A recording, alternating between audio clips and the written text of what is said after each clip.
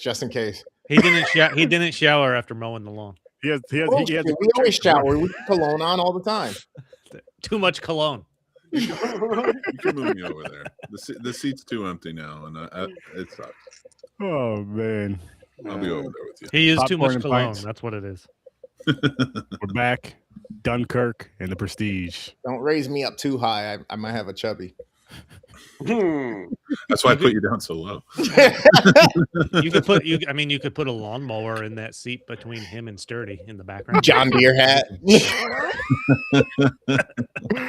Oh my goodness. Oh shit. That would be funny though. I'm not gonna front. That would be hilarious. Change your steering to a riding lawnmower. God, that would be amazing. Just in the background, like. Oh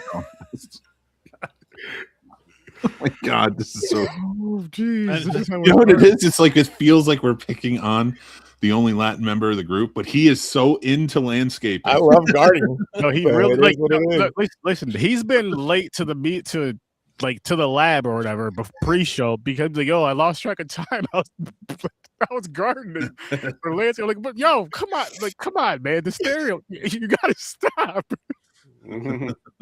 Hey, you love what you love. I respect it. Hey, Best peppers and tomatoes I've ever had, man. Hey, man. Hey, what's the key to growing peppers? Because I want to do that in my garden this year. They're pain in the ass. Just get a good organic soil, let it rip, man, and just watch the watering, how much you give it. Get something that now they sell like self-watering pots where you can basically fill the side of the pot and it'll fill up to a certain level. So just grow them in like something small at first. And once they get a nice root establishment, throw them in something bigger and then just get you one of those self-watering pots. They're like $10. Do they require like less water? I feel like that was something I They like dry, but they also absorb a lot of water. So they like hot environments. So if they're 80, 90 degrees outside, they're completely happy and fine. You'll see their leaves up and everything, but just keep the water saturated every couple of days. And especially super hot peppers. Chris, you'll never worry about those. I know that. Yeah, there's pruning techniques and shit to get them like through different growth stages so that it gives you a lot more production on the plant, on the actual flowering sites and stuff. But initially, just let the fucking thing do what it does first, get used to it, and then, you know what I mean, play around with the next one or something. Or chop it in half and then see what happens next. You know what I mean? Okay. Ladies and gentlemen, that was gardening talk with Chris. With the worst damn yet again, I'm living up to my name. The worst damn gardener ever. Probably haven't talked about a video game on these shows in like, I don't know, weeks. All right. That was a legitimate question because I've tried to grow some just green peppers once and it did not bear any fruit for me. Start off with some decent soil and don't overlove it. Just kind of let it do its thing. When the soil's kind of dry, give it a little bit of water, and that's about it. Just the plant will tell you when it's happy or sad. If the leaves are up, it's happy. If the leaves are down and droopy and soft, it probably wants some water or something's going on. I mean, think about that, guys. When you're trying to get it in, that's nature. Plenty of experiences between seeing happy and sad. Yeah, Chris, just think about it like that. You should seriously think about like doing like a TikTok or something like that where you give this gardening advice, because there's a lot of people who need that right now and they don't know where to start. Yeah, I would say doing a video of like, okay, this is day 1, this is day blah blah blah blah, all the way up until it's time to. I would just say be free with it, like just for at first until you figure out like what projects you want to plan around. But you could be like, hey guys, I'm gonna dig this up and I'm gonna show you how to do this today. You could live stream your garden, things like that, but at the same time, it's kind of like with everything else. Once you start doing it, and you have to do it, and then you got all the other processes that come with it, like the editing and all that shit, and it becomes like your job. You start to lose some of that love for, you know what I mean? So there are certain things that I will eventually, especially as legislations continue to progress. I do want to get back to. I had a channel that had 1,000 views in a week, and it could have been monetized, but it was in a space that they will not monetize. Let's just leave it at that. And that's what it was all about. Sexual alleviation. Yes. An OnlyFans where you just live stream your garden. That's pretty much naked gardening. It's a thing. Oh man, I'm not subscribing to that one, gamer. What's the weirdest naked thing you can do? Not sexual. I'm talking about like everyday things like you could do. I feel like there's been multiple articles about a naked Florida man just out there mowing his lawn. I suppose Florida. Nothing's weird in Florida. Yeah. Does he eat a bowl of cereal on a couch count? No, I feel like you have to leave your couch in your living room. Cooking naked, maybe, because I don't know if there's hot grease or something popping. No, I feel like this requires you to be outside in the world. Nah, I never go outside naked. I've never worked on my car naked, that's for sure. That would be wild and dangerous. Just sitting there, I am one with the grease. He doesn't even put like a grease catcher. He just fucking Hey, go over there, this motherfucker's welded butt ass. Yo, just come to the garage, man. Go over there. Like, what the fuck, man? Oh, I forgot. I say we try podcast naked. No, sorry. That'd be weird. Holy shit. There was a big ass grease fire in one of these movies in the ocean. Could you imagine starting a grease fire naked and then you got to run out of the house? Help me, Tom Cruise! Help me out! On the fire department. Oh my gosh, that would be embarrassing. Have one of them dudes carry you out your butt ass naked. I'm watching that new Game of Thrones show, the Night of the Seven Kingdoms. It's very good so far. It's getting better with each episode. They're finally building towards some action. Well, then you know where I'm going with this, because the guy Sir Duncan Natal in it, who was a squire for another knight.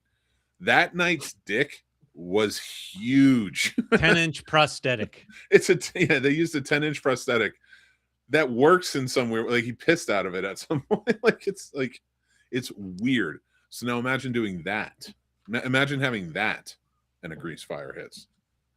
What do you do? Nothing to be ashamed about there. Nothing to be ashamed about. Would you run outside naked then?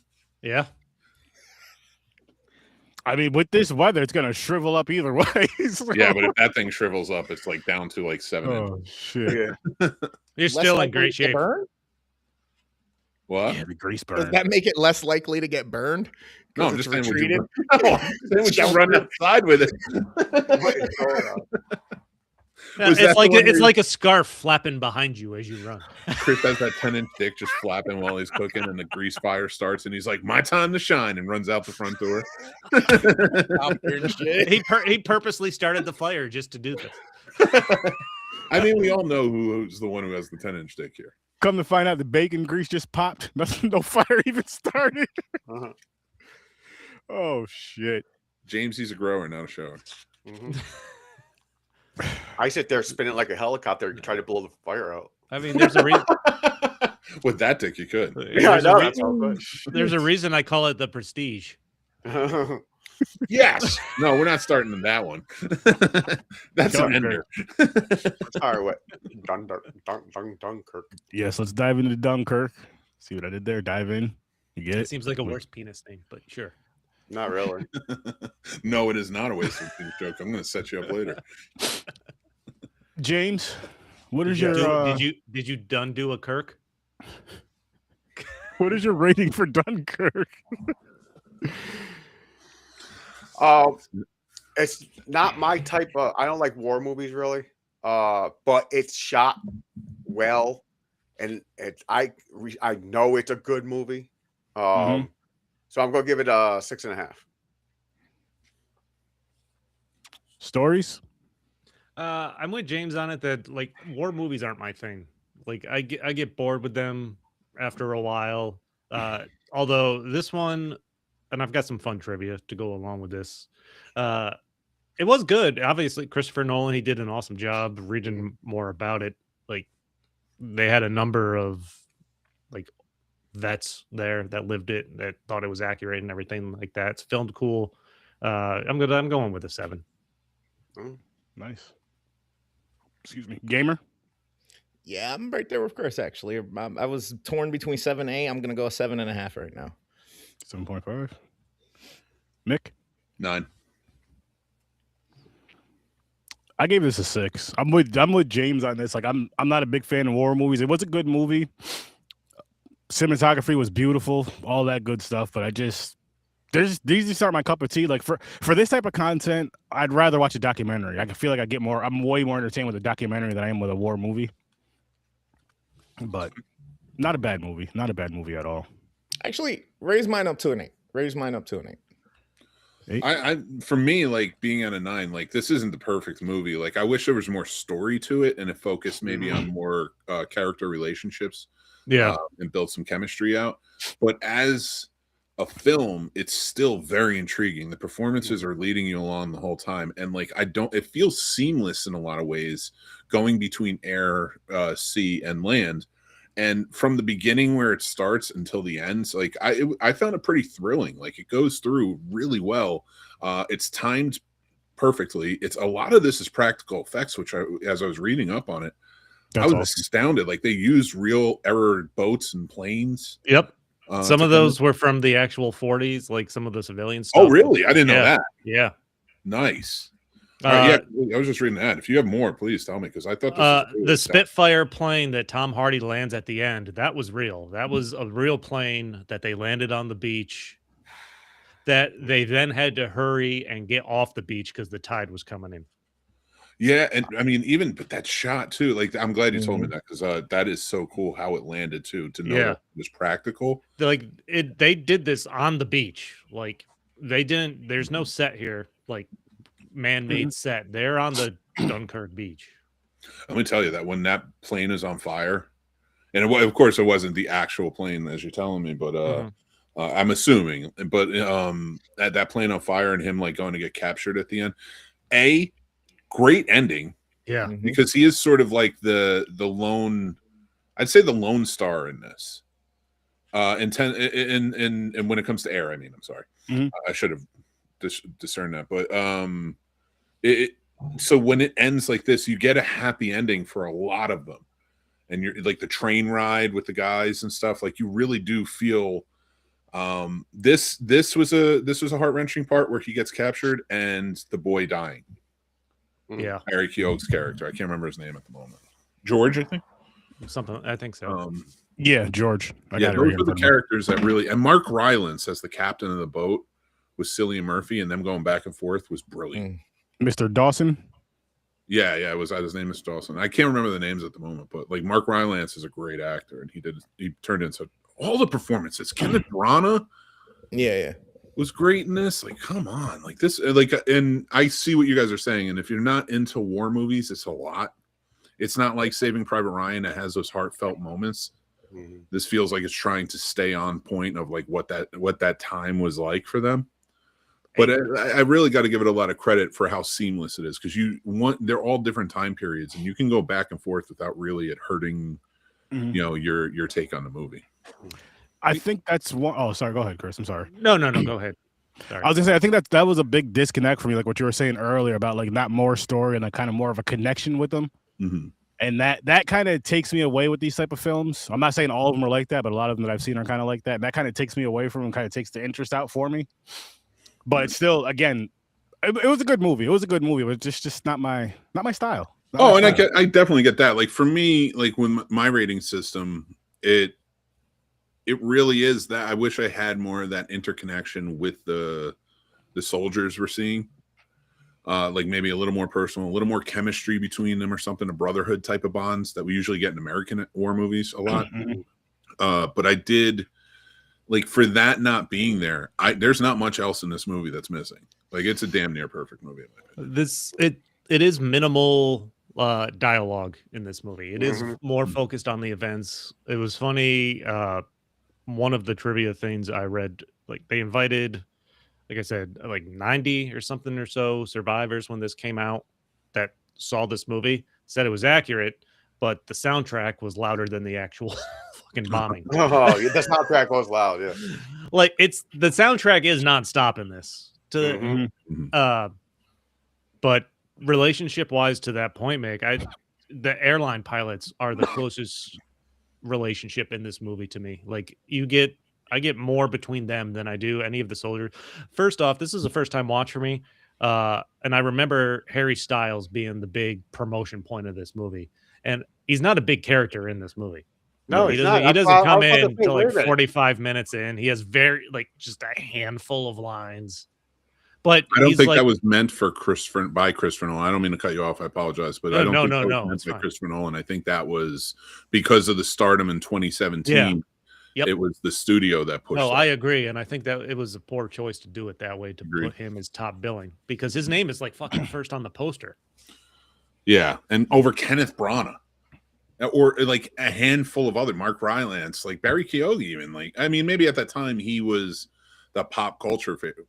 I mean, I don't want to pick apart Harry Styles. He did a good job in the movie. No, well, Christopher Nolan picked him for a reason. Like, I'm not by no means am I criticizing, the part he had in this. In fact, I meant more them and like using him as the forefront. Like, yeah. That so, I don't want to pick it apart because I feel like I'm picking him apart, but this should have been more even. I will say Christopher Nolan did have a note when he cast Harry Styles that he auditioned literally thousands of young men with different combinations all over the place, and Harry Styles is the one that had it. So it's not like he just was handed the role. I'll be honest with you. I don't know Harry Styles outside of like the movies I've seen him in. Like I know he was in a band, the One Direction, I think. My niece is like that. And so like I remember from that, but like I don't know any of their music. I couldn't name it, but this I liked him in was it the one with Florence Pugh where he plays her husband? That was good. That was Olivia Wilde movie. What was like I don't care about all the back behind the scenes stuff that went on. He was good in that movie. He's a solid actor. Yeah, and this is my second time. I don't think I knew him back in 2017, so it didn't register with me. I try to stay away from that and just watch the actors, but this time around seeing him, I'm like, I didn't judge his acting, but like critiquing it, like I was like, he holds up. He's pretty good. And even in the end, like where they have that where he's afraid they're gonna like boo him. Yeah. All of them, the soldiers, and they're cheering. Like he has like this tender moment that really hits. I thought that was an interesting mentality when they are on that train coming home. And the one guy's handing out blankets. He's like, all we did was survive. Yeah. He's like, that's enough. And then they're worried about the reaction they're going to get because he thinks they gave up and just ran, essentially. But they're welcome home to cheer. So I thought that was an interesting way to portray that to me. Yeah, it's also interesting. The implications of it is like, what does the military train in you to feel that way? It's almost like a toxic trait that you're afraid to go home. Like you'd rather die than look like a coward for making it safe. And it's like the kamikaze pilots in World War II as well. Like a lot of them felt shame for so long. They committed suicide years later if they didn't die in the war, because it was so ingratiated in them that they were supposed to. Yeah. And that they were never supposed to make it out. So like stuff like that really like sticks with you. And this all took place before even the US joined the war. Like this is 1940. Yeah. What's crazy to me on the beach, like there was like what did they say 300,000 or how many people on the 300,000 is like the size of the army they get off the beach. So though they were just sitting there in line, just sitting there, bombs are dropping and not panicking. They're just sitting there. They are panicking. They're very scared. Yeah, but I mean, they're not like, oh, fucking, they're just like sitting there watching it bomb. They just cover their heads. Honestly, it's like this reminds me a lot of the story of the Alamo and stuff like that. Like, and now, however you look at whatever comes out about real history and stuff like that, but like the idea of like these men, that's the only place they could go. That was the only place they could get out of. So like you saw them running in the beginning through the town. They were getting to the beach. Like that was the last bastion of hope. And the French were the ones holding off the Germans at that time. And so to watch that and I think they caught it really well when these bombings or the shootings by the planes were happening, and you see a bunch of them die, and then they're just like they almost spring into action to get back, wherever they got to go. And it just really showed a lot of bravery and courage in the soldiers having to deal with that. Agreed. I was gonna say one scene that really stood out to me is when the the ejection from the plane in the ocean, where the thing was stuck for a minute. I'm just like, holy shit! That was, for me, that was the most intense scene in the whole movie. Just because I'm just like, you're just there in a plane, trapped, fucking drowning, and then last second, boom, the hatch pops open and you just go up. that was some like real like, oh shit, this like that part felt real to me. That part felt really real to me. Drowning is like one of my biggest fears, so I was starting to get a little antsy just fucking watching that. Yeah, what's going to happen here? Because he and I don't know how they filmed that. Whether it might have been in a pool. Knowing Chris Nolan, it probably was in the ocean. But like they really captured him drowning so well. Like that was insanity. Like, and it just this is more just me like adding to it because like it was such a great scene, and then to have him pulled out, his face when he gets pulled out into like this like. It's almost miraculous. He sees a miracle as he comes out of that water because it's like, what? Why are there boats here? What is happening? I didn't even see you from the air. I don't know. Like again, every little detail, every little nuance he put into it really mattered. Every character meant something. There was no wasted scenes. No, Chris. I'm gonna put my score up to a 7 really quick. I thought that pilot was the enemy at one point. No, he was Tom Hardy's character's like co-pilot, his wingman. Not co-pilot, wingman. Christopher Did they Nolan even doesn't show him before? Because I didn't even realize it was Tom Hardy in that plane until he took his mask off when he got off. That's in the plane. That's it. Okay, that is exactly what I was going to say. That is exactly what I was going to say because I knew he was in this movie because his name's on the poster. It's on the fucking screen print. I'm like, and I'm getting towards the end. I'm like, did I see Tom Hardy? Was he one of the soldiers? He does not show his face until the very end when he gets out of that plane and takes off the helmet. And I don't know, something about that, even if it wasn't Tom Hardy, makes that character and that story just all that more fucking painful the way it ends for him. Yeah. Because as soon as they're running up to him, he's going to a prison of war camp. We know what those movies are made too. We know what that's like. And they don't show any German soldiers in this movie at all. Even the ones that take him, they're blurred out in the background. Yeah, it's all silhouette. I like that.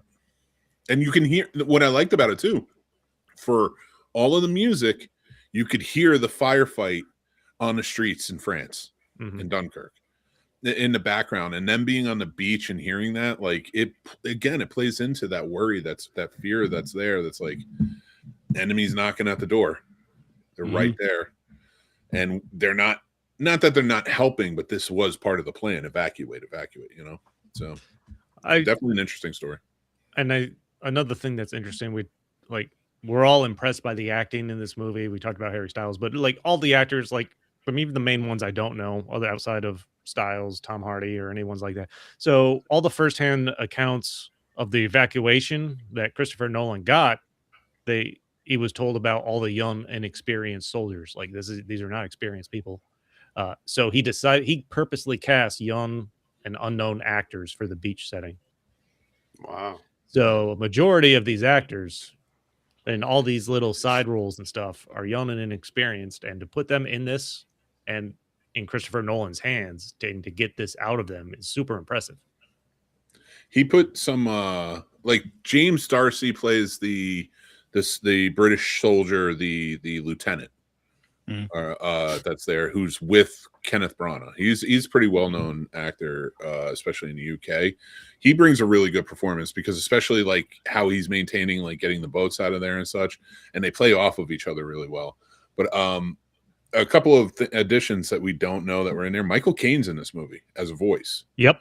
Really? And William Attenborough is also in this movie, which is if you look him up, he's a very famous documentarian, especially in nature. Wow. Oh, I believe he served in World War II. If I'm correct, I believe you're right. I mentioned the Tom Hardy landing the Spitfire plane on the beach scene. Of course, that is the first time since 1940 a plane ever landed on that beach. Wow. Oh wow.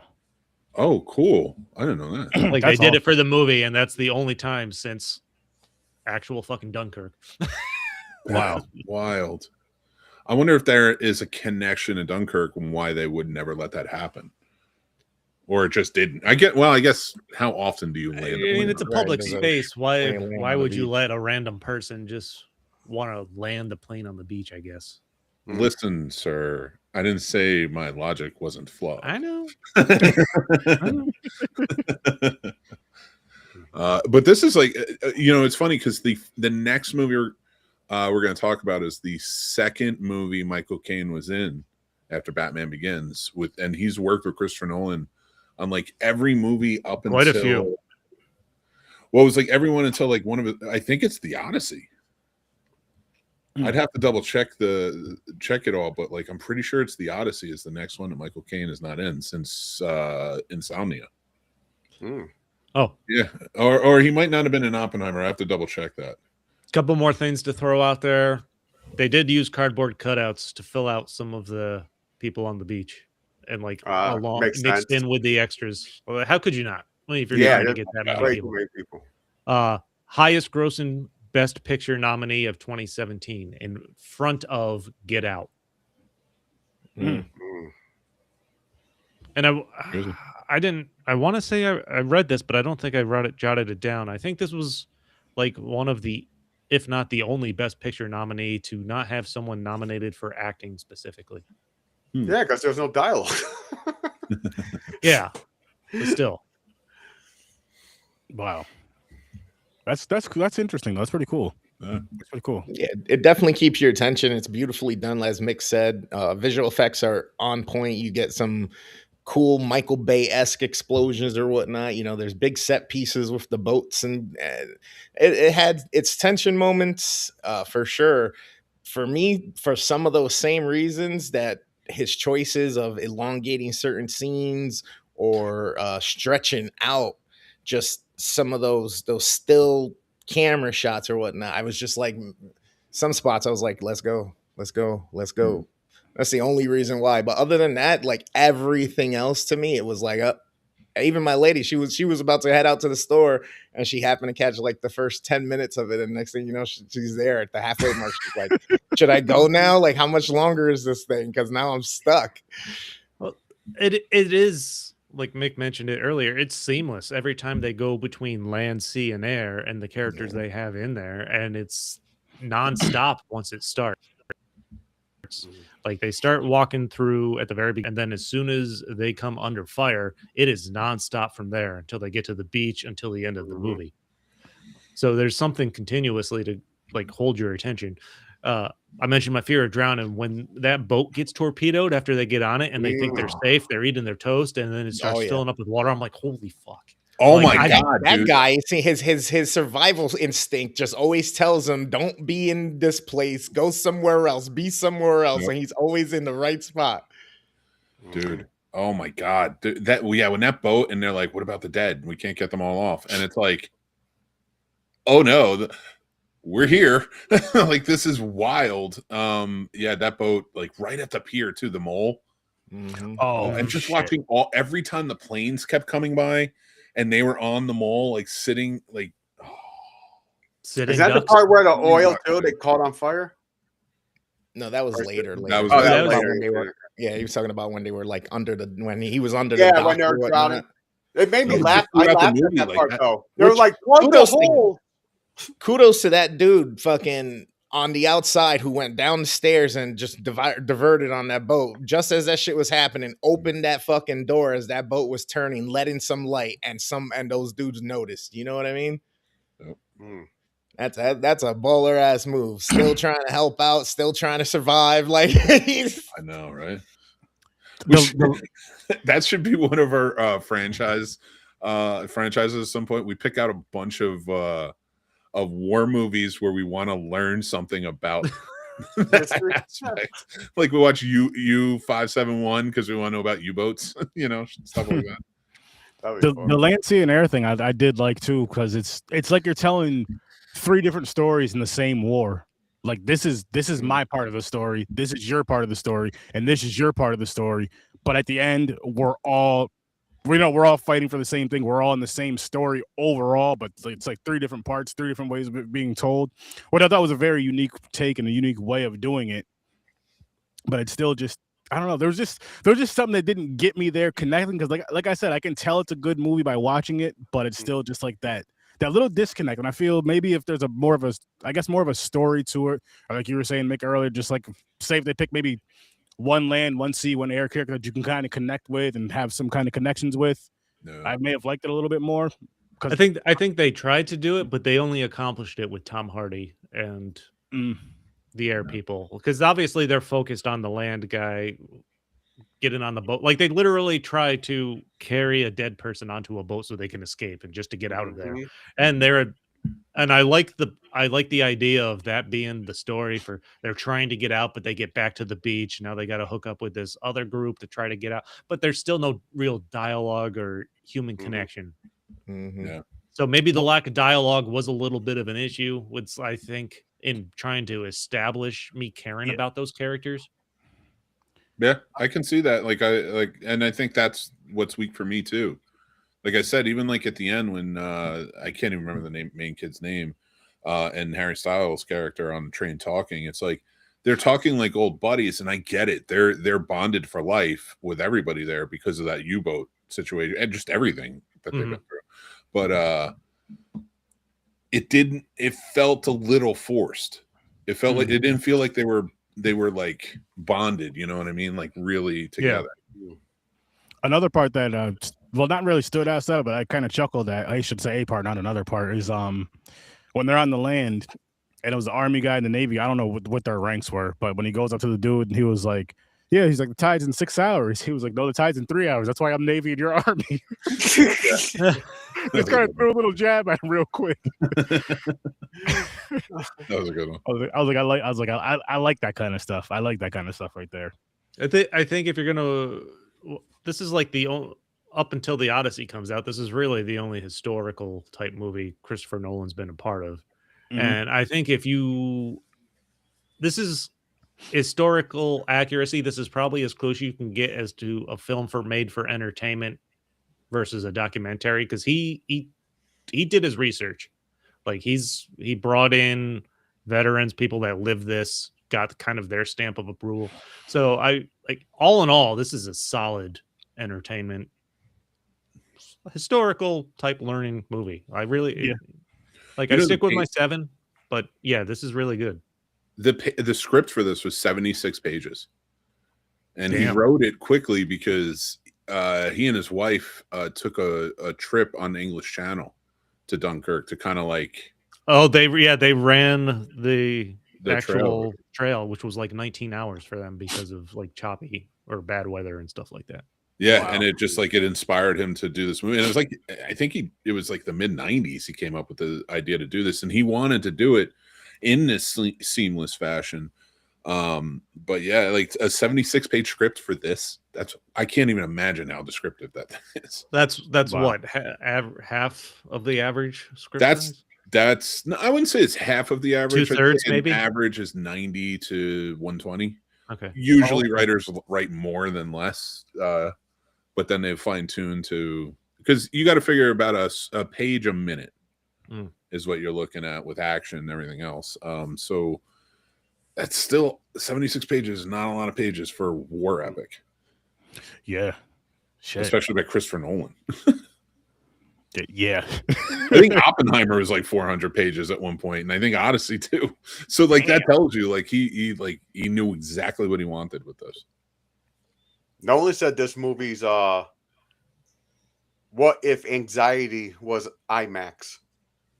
Because the anxiety feel of the fucking this is one of the first ones that was done almost all entirely in IMAX.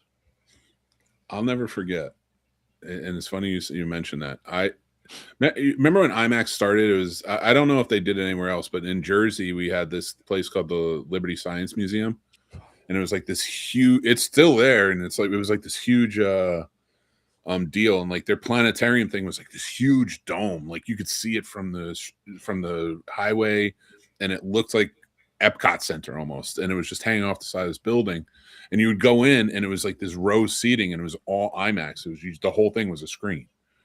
Oh, and we went. I remember they showed a movie there, but it wasn't like a real movie. Like it was like a movie specifically shot for IMAX to show on this thing, and they had King Kong in it. And I'll tell you, shit, like that experience, like introduced me to IMAX, and I've never been to an IMAX before since then where I'm like, it lived up to it because you're in this big dome thing. But I would love to see something like this in that setting. that's got to be anxiousness all the time, anxiety all the time. I imagine the Odyssey is going to be like that. Oh my God, on that, the oceans and Jurassic Park. Don't make me dream. He's going to have to go change his underwear now. Oh, it's already off, baby. He's got to wipe down. Okay, then he's just got to clean the cherries. favorite movie too, Speed. I watched that on IMAX. Oh, shut up. Oh gosh, you had to throw it in there. You had to, like, we're on like a good conversation. You're like, hey, let me bring up this bad point. Hey, it's so good. It goes with it. He just wants to argue, Dad. He's ignoring me. Anybody changing their rating for this? I mean, I already did a little earlier. I bumped it up from a 6 to a 7. You gave it a 6.5, James. Bump it up to a 7. 7. Anybody else want to change their ratings? Move them up or down? I'm good with my 7. All right. You guys ready to move on to not my favorite Nolan movie so far? Yeah, I'm about to talk about one of my favorites, so I'm excited. The Prestige. So before we dive into this magical beef, James, what's your rating for this one? Interesting. I like certain elements in it. I'm going to give this an 8. 8. I hate you, but all right. I'm not going to give this shit a 10. I'm picky. This is fun. Okay. Stories? 9, baby. Gamer? I'm at 8.5 right now. I'm guessing Mick's going 10. Yeah. In the immortal words of Billy Bob, I give it a 10. Fucking 10. Okay. I gave this one a 9.5. And when I'm watching this movie, I started chuckling to myself. I was like, holy shit, we have Pennyworth in here. What the fuck is his name? Batman's butler. It Michael slipped my name out. Alfred. Alfred. I was like, we have Alfred, Batman, and Wolverine in here. So now, as I'm watching this movie, I'm picturing them anytime they're on stage dressed up as Batman and Wolverine. And Black Widow. Yes, and Yeah. Black Widow. Yeah. Black Widow. Yeah. And Black Coyote Widow. Ugly Girl. But just those two mainly dressed up as Batman and fucking Wolverine. I'm just like, but I really, really, really like this movie, and I'm just like, yo, is this how it goes in the magic scene when they're beefing with each other and they're fucking like wanting to know that one illusion, that one top main trick or one main illusion at the time, to where it's just It wouldn't have surprised me. That was the scene. That was the entertainment scene. But Certainly the back then. obsession that went into this. Yeah. Like, it's like he was so obsessed with not learning the trick, not doing it better, tearing this man's life apart. He went to fucking David Bowie. Well, Nikola Tesla. Oh, also Andy Serkis is in there. I like the Tesla I thing. do have a note on the David Bowie thing. And I will let you, I'm not going to say any more on that. I'll let you take over on that one. But I just want to say this: he actually made magic real in the quest of obsession. And like, I was watching this with Tommy, and I just it was the first time I watched it maybe about 5 years, and I've seen it a lot though. Everything from beginning to end. Of course, they talk about what a magic trick is, the 3 parts. He wrote this to 3-act structure. Everything works. There's not one line of dialogue that doesn't hint at something, build the story in some way, which is perfect writing in my opinion. Every action builds to the next, and it's like dominoes falling into perfectness, into a beautiful ocean. I'm giving this a 10. Like there's not like that ending even. Like, I'm like, hey, you're gonna have a shocking ending that really. I was like, it's not Sixth Sense, but it's a shocking ending that you're like, wow, that really is a twist. That really is both sides. Both sides. Oh yeah. And we went through 5 twists before I was like, you're not even there yet. Yeah. That's why I'm upgrading this to a 10. Yeah, I'm doing this. I'm doing the same. Constant one-upsmanship. That to the point where like you get to the point where you're like, they can't possibly up this, and then there's another fucking twist. When and he shot him in the hand, and that didn't even pay off until the end. No, This exactly. makes me excited for Diddy versus 50 Cent. Like, oh man, the recap of the end, that he's a twin and that the other twin cut off his own fingers to match that. The sacrifice that goes into the magic trick, and it all, like I told him it's funny because every time they're like the key, the hint that I thought was genius, that if you watch from the beginning, The little boy that says, "Where's his brother?" when he kills the bird. yes, that's a hint. He gives lots of hints. Everybody has a hint in it. Everybody actually tells you what's going on. Michael Caine from the beginning says he has a twin. Yeah. He has a body. He has somebody who looks like him doing this. I know how the trick is done. He never wavers on the fact that he's got a twin. And he doesn't know that he has a twin. Not specifically a twin, but a lookalike. Yeah. So like so right there, we choose not to believe Michael Caine. That's how good this magician story is. We think he's conning us, and he's telling the truth. But the biggest key to solidifying that truth is the wife, played by Rebecca Hall, who did a great job. And she's like, and her slow. I know who you are. And she's not just like I know who you are, but throughout it, she's going, "You don't love me today." Oh yeah, not like you did last week. And every time, and that's the perfect hint, because you're like, and then when he blows up on her, and you realize he doesn't love her, but like it just all makes sense at the end. And let me blow your mind a little more. That line, "I know who you are," that was not in the script. She said that and then felt terrible that she said it because she thought she gave away the ending. But they kept it. Oh, and it works. Happy accident. Yep. Yeah. Works so well. Holy shit. This is such every aspect of this, the trick and how he can't play into it. Scarlett Johansson going over to him. Her character was fantastic. Oh, there's not like, to me, this is a perfect masterpiece film. It's just like there's a difference between watching two rivals go at it in a movie trying to one up each other and it not making sense. This one, it's a story that legitimately makes sense, these two going after each other, which starts with the death of Hugh Jackman's wife. Yep. And which knot did you tie? Yeah, which knot did you tie? I don't know. But they show the scene where he, like, there's some kind of communication between him and the wife, and he causes him to like change the knot he's tying. Yep. And you know, it's funny you're saying that too. Like, and we were talking about clues. I wish I did like a clue counter, because even every time you talk about it, and there's always a clue in this. When he's what do you call it? I just lost my train of thought. But like, there's a beautiful clue to that he has a twin when they go see the other. They have to figure out the other magician's secret. The older Asian gentleman, the Chinese gentleman. Oh, the fishbowl. Yeah, the fishbowl. And like he has to figure, and like it's like that's such a clue, because there was no thinking to it. Because he's the only one out of all of them that understands the sacrifice. You have to live the lie for the whole life. So this dude walks like that the whole time with the fishbowl for the fishbowl, and like just these little clues, like it hits you right in the face every time you see it. And that's why I don't like ruining this for people if they've never seen it before, but it's still effective in my opinion. They said this is a movie you have to watch multiple times because you're missing a lot of clues and everything. I could absolutely see that. I could definitely see that. I think one of my favorite things is they're both reading. Hugh Jackman is reading Christian Bale's diary, which you find out later in the film he purposely set up for Scarlett Johansson to bring back to him.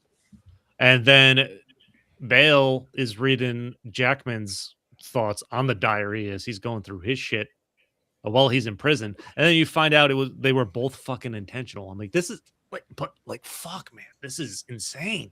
And how about even then, before we get to the true twist of this whole thing, the actual the magic trick is him showing up at the end with the daughter in the prison. Yep. That is the magic trick. That's your prestige. Lord Caldwell. Yep. And they still up it. They still take you down and tell you and do the reveal and give you a bigger one. Like, oh, I just love this movie. And it's so well acted. And the fact that Michael Caine, who has been helping Hugh Jackman throughout the majority of the movie, is now helps Christian Bale out at the end. Get his daughter back, yeah. But even like him realizing the whole time he was wrong. Yeah. You know, he was helping him. He cared about the guy, but at the same time, it's like this dude's obsession. Like you were helping obsession where you could have been helping the other magician. he's a character that literally is not lying throughout this movie. He's telling everybody what he thinks. He's doing what he thinks. Which is here's the irony of that too. He's the ingenue, right? His whole thing is deception. His whole thing is building the contraptions that help deceive. Yep. And he is the one that doesn't lie throughout the entire thing. But the other ingenue is the biggest liar of the whole thing. Because he's the brother. Was it Fallon? Oh, yeah. Fallon. Yeah. Shit, yeah. My brain, for some reason, mixes this movie up, The Illusionist, and like fucking The Greatest Showman all in my head because of all these characters. Yeah, that's fair. Well, The Illusionist came out the same time as this.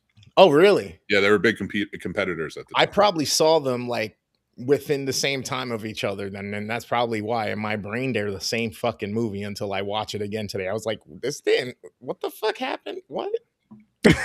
Like my brain was expecting certain points from The Illusionist, and like I was like, but wait, wasn't that Ed Norton? Fuck, Mandela effect. There's just so much shit. There's just so much that happens in this movie. You get to the point where Bale's wife gets sick of, like, she knows who he is, doesn't specifically say it's two different people, but ends up hating herself because she doesn't want to live like that anymore. Crazy. And this gets fucking dark because, yeah, Hugh Jackman finds Nikola Tesla, who Christian Bale sent him on a fool's errand, essentially. But he actually creates a machine, a cloning machine. A cloning. Yeah. machine. And he's literally killing himself That was awesome. 100 times. I love the whole aspect of them pulling in Tesla from the time to make a machine. With David for him. Bowie playing It Nikola doesn't Tesla. work the way it's supposed to, but some other shit comes out of it, and then they throw in the whole his warehouse burning, but then they throw it and it was actually Tesla. Like, I love that whole shit. You know, I like joke that they made it seem like Edison was trying to get rid of Tesla. He was. He was. Yeah, it's a real thing. I know it's a real thing. No, that was JP Morgan. That was the mirror rivalry. Rockefeller. Yeah. I thank you, Chris. Thank you for saying that. Because I was going to say that myself. Like, that was the mirror rival because that was a real rivalry. One was selling he was this magician who can make things, and the other guy was saying like, no, I can do it better, and this is how it's done. You know, it's and Edison being the complete cad and faker baker that he was, trying not to curse. He did send men to tear apart Nikola Tesla's life, and he died penniless. You know, and all he wanted to do is he really was like an inventor who wanted to improve things. He wanted he wanted to give free energy sources that didn't cost towns that much. Like there weren't gas. Yeah, the story goes that the industrialists like JP Morgan and Rockefeller, they owned the railroads and the electric companies. And when he said, hey, I might be able to provide free electricity right through the air, they said, how do we put a meter on that? Yep. And so often. And that was the obsession. Like, they were both obsessed types, but especially Thomas Edison obsessed with ending Nikola Tesla. So it really does mirror. So I'm glad you said that. Like that, it was a beautiful way to add to it. Yeah, that was reinforce it. Yeah, that's more of a deep dive, but it just fills out the story that much more. I forgot what I was saying before that. Oh, Jackman, the fact that when he comes back to do all this teleported man stuff after he has this machine, like, it gets fucking dark. He blind stagehands to help him, so nobody can see, essentially, even behind the scenes, what's going on. Which Jackman, I don't even remember, and I can't remember what his actual character's name is. Do we think the original is there at the end, or is this a clone? I think it's a clone. I think it's a clone. I think it became the obsession because after the cloning happens, and I'm not saying that to be hold on. Let me say what happens in the book first. Okay. I wrote that down. So in the book, so you think it's a double twist at the end, that the actual Hugh Jackman that died, that got shot in the stomach, is the clone, but he's actually still alive, and now the real original is still alive too? I think you don't know from the first clone whether he shot the real one or not, and that's why he says I don't know, but I'm gonna let Chris because he knows the book. So the movie, I haven't read the book. I just have what it says in the book. The movie, it showed him walking into the machine the first time. All the electricity hits him, and then across from him, you see a clone appear that he shoots. But This is the original Hugh Jackman that walked into the machine. Oh, at that point, got you. Yeah. So there's that scene. So in the novel, the machine works differently from what I was reading. It doesn't copy a person exactly as they are. Memories, personality are intact 50 to 100 feet away from the device's location. Instead, it transports the essence of the person into a newly created body, leaving behind a dead husk. Wow. These dead husks in the book are what Angier refers to as his prestige materials, which he uses that term in the movie when they're when they're like storing everything. So that's how it works in the novel. So in this one, that's a little bit of the opposite in the movie, because he's turning on the machine, walking into it, and dropping down into the water tank and fucking drowning everybody. Because Michael Caine told him in a voiceover, it's like going home, because he knew a magician who drowned who said it was like going home. So that's why he's drowning all of them at the beginning. But this can't be the original Hugh Jackman drowning himself every time at the beginning. He's got to be the one up in the balcony, which means he's not running the show. These 100 shows from start. All he ever cared about was the prestige. Yes. He wanted to be upstairs, the obsession with that. Yes. Too. And because he spent so much time under the stage taking those bows. And that's all. And the funny thing is, that's all he wanted throughout this whole process. Like he was never really about the magic. He was about the prestige of it. Right. And you see him go through, and then it became about the obsession. I need to learn this magic trick, do it better. Even if I have to get real magic to do it. And once he does, his focus is no longer magic. No, he doesn't care. Once he's doing it better because of this machine, he still wants the fucking secret. Yep. Oh yeah. All that, which is crazy too, because I remember he even called the trick the same exact name, just part 2 or something, or number 2. And yeah, he was still obsessed with how did he do this? How did he do this? How did he do it? And I'm just like, wow. But by the way, I like how he got set up. When he was going to do the trick where he dropped through the floor and the other guy went up and the bag wasn't there. Broke his leg. That was yeah. No, just the war games between the two as that escalated was fantastic. Christian Bale finding the body double, convincing him he has the power, so he starts fucking pulling tricks on Jackman. When he removes that bag, he breaks his leg, and you see him take the shot before he goes shooting up. Yeah. He's running things like I don't know, it's just done so well the way they escalate this for 2 hours, and it's not up to a 9. Yep, it is good. Everybody's moving up. It is good. Especially, the back. Like, I really enjoyed the Tesla part of it. I'm not gonna lie; it was like one of my favorite parts. So I'm a Tesla fan. I did a report on Tesla and everything. I just thought his creative mind and shit, and plus he was into Supernatural. Bonus points. Downloads. Fun note on that. So David Bowie is the Tesla character in this movie. Bowie initially declined the role. So Christopher Nolan actually flew out, met him personally, told him he was the only person he imagined for the role because of the larger-than-life persona. So he reconsidered and took the role. Oh, cool. Honestly, to go back to the wife, too, Rebecca Hall's character, when she commits suicide, where does she do it? In his workshop, right? Yep. Because she wanted to make sure her husband saw. Mm-hmm. And she wasn't sure who was coming home that day. Yep. Just those little nuances. Like, I don't know how, I want to read the book because I want to know if they're in there. But like, I have to believe that because of how much Nolan we've seen and that he builds on these things, a lot of this stuff had to be added by him. Okay, let me throw this one out. Sam Mendes is the one that wanted to make this movie. I like Sam Mendes. I like his James Bond movies, especially, but I don't think he could have pulled this off. He was going to do this. So Sam Mendes wanted to do this movie after American Beauty, which was 99. That had just gotten a whole bunch of nominations for Academy Awards. Nolan was new around then. Sent his film Following, which I've never seen, back in 98. Yeah. And that convinced Priest, the author, to go with Nolan instead of Sam Mendes. Wow. I mean, just even thinking about Memento, Insomnia, and Dunkirk, the 3 that we've watched so far. Could you imagine another director taking this on, like in the last 25 years? And it being a 10.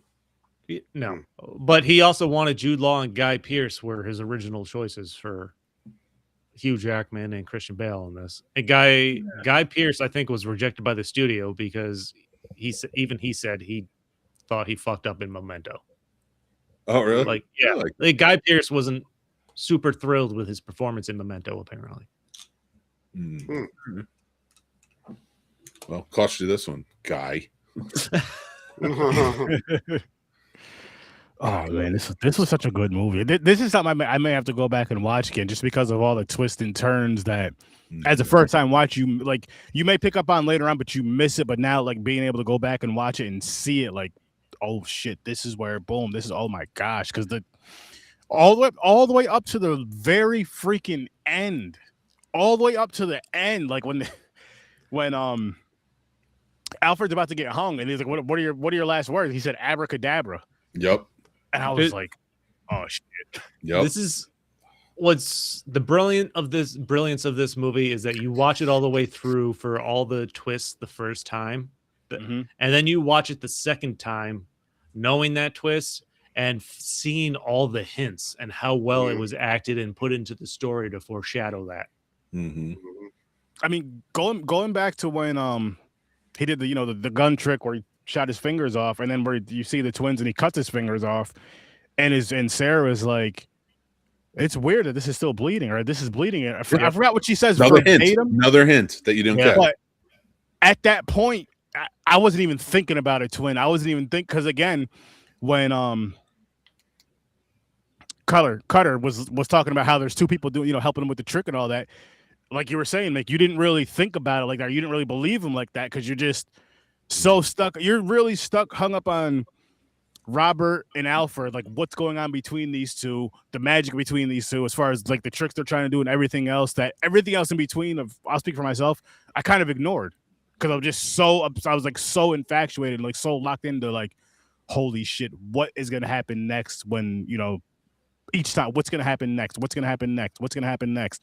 Shit, when he was on when Robert was on stage trying to do that trick with the bird, we had the thing on his back, and Alfred comes up there and puts his hands on the thing where he's like, anybody from the crowd, and he's one of the people that doesn't. He's just in shock and just fucks up, just loses focus, fucks up, and the bird dies. The lady gets her fingers broken, and then, I mean, I'm just like, wow. Where he hijacks his magic show because he removed. Yeah, and to advertise his show across the street. Yo, he's like, well, I'm right across the street. Come see some real shit, pretty much. I'm like, yo. Even the so like just thinking about it now too. We were talking about Michael Caine's character who doesn't lie through the film. Actually, he does lie once, but he's forced to unknowingly, and that is when he accuses Bale's character of killing him because he doesn't return. And then he's the witness, because in reality he was trying to break the glass. Who if they tried to kill him is trying to break the glass. And so he goes and he says, they've had a bit of rivalry, you assume, and stuff, and gets him put in jail. But that's what makes him come back and like help take him out, is because he made him lie. He made him a part of his bullshit. That, and I feel like when he was telling me, he's like, listen, he has a daughter. You're taking this shit way too far now. Well, I think that was the realization of the lie. It was like, you're doing this. You're still, he's gonna die, and you're still doing this. Like, what is that? And then that pushes him over the edge. It was like, you lied to me. You're supposed to be dead right now. Like that was such a crazy, because again, just like going to the prison, bringing his daughter, rubbing it right in his face, like, yo, listen, I won, basically. And come to find out you didn't. No. And then honestly, I feel like everybody lost, because it's like the one guy still, I mean, 2 of them still die, as far as Alfred and Robert. You don't know if it's Alfred that dies or if it's the twin that. It's Alfred that dies, right? The one that gets hung? It's her father. So he dies. She loses both of her parents. No. It's the brother. Okay. Well, then he loses his brother. And the one that loved Scarlett Johansson. Yes. Got it. Yeah, Okay. Yeah. So, Yeah. I forgot what they said his brother's name was. Either way, Alan was his name when he was. That in was Disguise. that was like the Sky. Yeah. the Disguise character. Yeah, And but that was no, another- he was the one that he dies in the prison because he's the one that first realizes, and then that's when he can go get his daughter in the end. And that was Maybe something I'm wrong though. That could be weird. That was something I like too, though, with the Christian Bale thing is like how they showed like every night, like because they were like, "How are you doing?" They said every night I'm the main guy and he's the one that comes out of the door. Or they switched up everything, even with the fucking his best friend or whatever that was always around him every single time, every single day. Damn it! I was like, that right there is just. I've never seen that done in a movie before. That was just like, holy shit! Wow. My that was favorite cool as thing shit. about that storyline is that one of them actually dies because his scenes with the guard while he's in prison, the guards just fucking beating on him like, how are you going to get out of this? He's like, just like he says, what are his words going to be? Watch this or something like that. He's like, you'll know when I say watch this. And he says those aren't the words, I'm paraphrasing.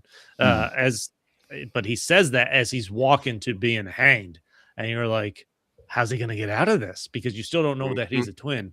Yep. And then they have that realization when the twin comes up and shoot Hugh Jackman. I'm like, oh fuck, he really got hung in prison. He's not out. Yeah, So good. Oh, it's so good. surprise! Oh my goodness, this one, it surprised me in a sense of how good it was because I didn't know what to expect. Me either. And I'm just like, I'm going to tell you this too. I'm so happy. I am so happy I watched this movie second. Just because it was just not that the other movie was bad, but this one was just so much better. I mean, the story was a lot better in my opinion. It grabbed your attention, it holds your attention more. And then again, with every single twist and turn to where you're just like, what in the actual fuck? So I did purposely put these two together, not because clearly they're not the next ones, and we're doing some out of order because of the Batman movies and such. But last month I put together Memento and Insomnia, which are back to back. But the reason I did those is because they struck me as sort of jaded mysteries with like leads that are corrupted in some way. And for this one, I did it because of the three structure. Knowing that you're going with like Dunkirk, which is dealing with in a big way 3, and then the Prestige being about magic trick and the 3 pivotal points of a magic trick. You know, the was it the Pledge, the Turn, and the Prestige. So so that was why I chose those. I forget what next month is. Oh, we have. But Nolan, I'm trying. So I stuck Following, which is his first movie, with the Odyssey, which will be his last movie. So, well, his most recent. Yeah. But damn, what a freaking movie! If you're gonna watch this movie, watch it twice. That is, my recommendation. Yeah, like I definitely want to watch this one again. I definitely want to watch this. I don't know when I'm going to. I'm not gonna lie and say I'm gonna do it soon. Because I do that to you guys a lot, and I don't end up doing it. But I do want to watch this one again. Yep. I do really want to watch this one again because this was definitely one of those movies where it's like it's worth watching. I'd say 2, maybe even 3 times. Because a third time you might pick up something else. And I didn't know there was a book of it, so now I want to check out the book. Mm-hmm. It's usually always a book of everything. That's where they get the ideas from. Yeah, I guess. I mean. Either way, this was a phenomenal movie in my opinion. It was honestly, this week was a good movie week between these 2 films and for over on Horror Search 30 with The Long Walk, which again, Chris, I cannot fucking wait to hear your thoughts on that film. We have this conversation about that movie again later on this year because that movie there, oh man, I can't wait. Yeah. I kind of want to be on a treadmill while I watch that because I saw they were doing. Wow. Okay. Listen, I gotta say this. There's 2 things I want to say about this. 2 things I want to say about this. First, which shout out to the homie Giovanni Gamer. You know him. Actually, James, you know him too. Yeah. He hit me up after the pod and was like, "Yo," he was like, "When I watched this movie, I don't know if he said he was on a treadmill or walking in place for the whole time in the hours. He said the movie was 2 hours and 40 minutes. And the movie's 2 hours and 40 minutes. He's like, I was so fucking exhausted. And so I told Mick I kind of want to do that challenge.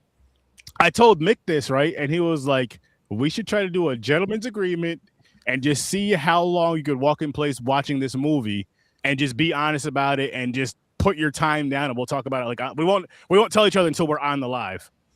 Well, we or if they didn't want to do that for the movie, we could walk in place on the episode. We talk about it because it's also with the Stand By Me. Sorry, Stand By Me. The two big walking movies. Stand By Me again. So like, I thought one of those two would be funny, or if we all watched it together while we walked, and then whoever dies dies. Like whoever dies out first. It's down first. In my house, walking to the bathroom, I want to give up. Oh, James is gonna die. James is Jojo Rabbit. I'm done. I would be down to do it for the show if you guys want. If you guys really want to do it for the show, I mean, we could talk about it again in August. But I think it'll be a fun time.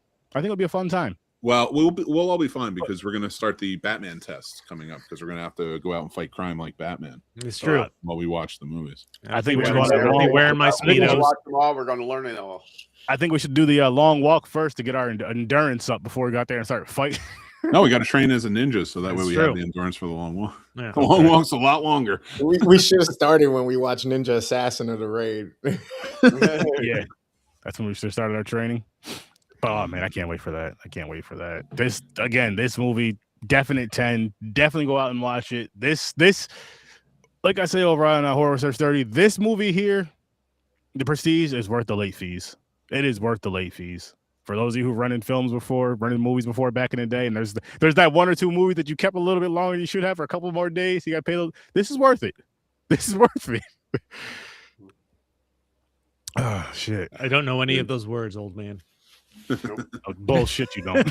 Well, I guess there's no wheel tonight, right? Because you already picked the movies for next week. No, because we're doing we have movies for the year, don't we? Yeah, new movies because we're doing the King 16 movies at the last 2 weeks. So next week we are doing Rip and The Rip and the Wrecking Crew. Nice. I was gonna watch The Wrecking Crew. You're gonna enjoy it. I'm probably gonna watch The Rip tonight. Nice. So that's another one that has a lot of twists and turns in it that I think you'll enjoy. Nice. Cool. So it'll be a fun week next week. You know, Mick won't be here with us. He'll be spending Valentine's Day with his wife, but he'll be thinking about us. We know it. I'll take my punishment, Strad. Oh, I'll be here. But I love my wife more than you, James.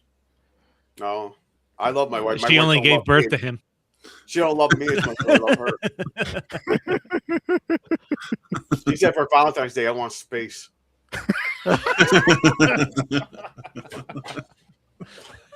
Oh my goodness! But this was a fun time, though, guys. I'm just gonna let you guys know what we have coming up. So, like, we just discussed The Prestige and Dunkirk over on Horror Search 30 this Thursday. We're reviewing the movie Him. Never seen it. And then, The Scene Snobs taking down Jason Voorhees this Friday at 8:00. And then we're back again here next Saturday at 9 for The Rip and the Wrecking Crew. I can't wait. It's gonna be a fun week. Make sure you guys tune into all these shows and have a great time with each and every single one of us. Make sure you guys check out Stories from a Bar. Check out Fade Theory. Check out The Scene Snobs. Check out Worst Damn Gamer Ever. Check out Horror Search 30. And, of course, be back here next week. Our new time at 8:00, which I'm fucking loving this. I'm loving the energy. None of us seem like we're that damn tired, which is great. So be here next week at 8:00. Damn, all of our shows are at 8 or 8:30. 8 and 8:30. That's how our shows are. We're old. It needs to be early. Big Show's the outlier now at 8:30. His show's the late show now. So Sturd-O-Vision comes back. But again, people, thank you guys for being here. Thank you guys for watching. Thank you guys for listening. Thank you guys for watching later on. But we're gonna get on out of here.